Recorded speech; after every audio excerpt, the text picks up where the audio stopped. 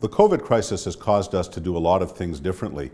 For one thing, starting in the second week of March, all of our employees were working from home, and we found that we could get most of our work done. But one of the important changes we made was in how we manage our portfolios. In normal times, our portfolio management committee meets once a month, and it makes all of the important decisions about what stocks we buy, what stocks we sell, and what stocks we're concerned about. Many people don't recognize that in our business, it's not mostly about buying and selling. Mostly, it's about paying attention, about monitoring the companies in which we're invested very carefully to ensure that we understand what's going on and what changes need to be made. Certainly, the COVID crisis made us focus even more heavily on that, and we immediately moved from meeting monthly to having the Portfolio Management Committee meet on a weekly basis. We quickly identified three things that we needed to spend time thinking about, three things upon which we should focus.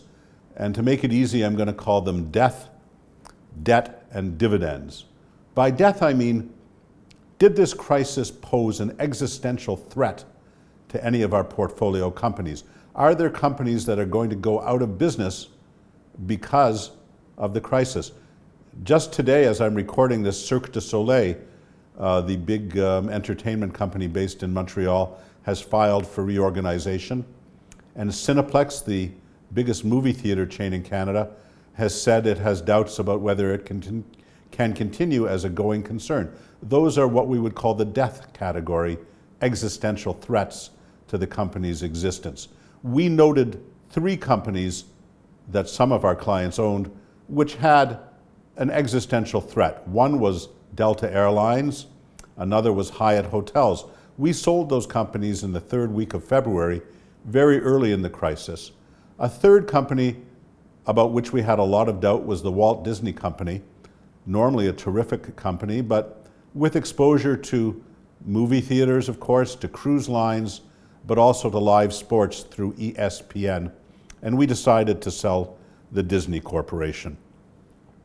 The second category, debt, deals with the fact that many companies have been going to the debt markets to buck up their balance sheets. But our worry is that these companies might survive only to become kind of corporate zombies, kind of the living dead, so encumbered by debt that all of their profits in the future will simply go to repaying that debt.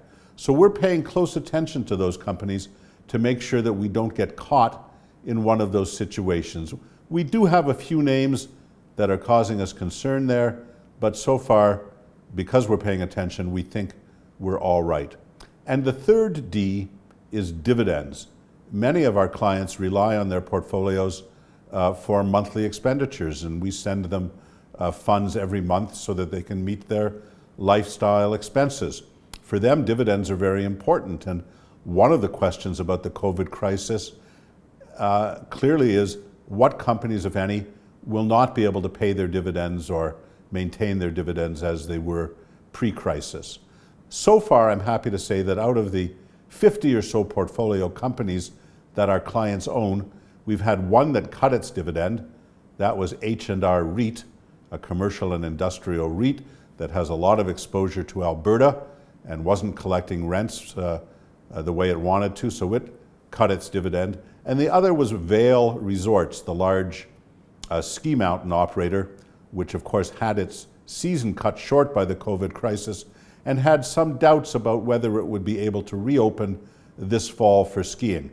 They suspended their dividend but hope to reinstate it, and I'm pleased to say that Vail has now announced not only are their mountains open for hiking and biking and so forth, but they probably will reopen their ski resorts when the snow comes. So death, debt, and dividends are the three lenses that we're using to look at our portfolios. I want to assure you that the Portfolio Management Committee is probably our most important function right now, and we're focusing very hard on monitoring our companies and making sure that your capital is protected, which is, after all, the #1 job at Baskin Wealth.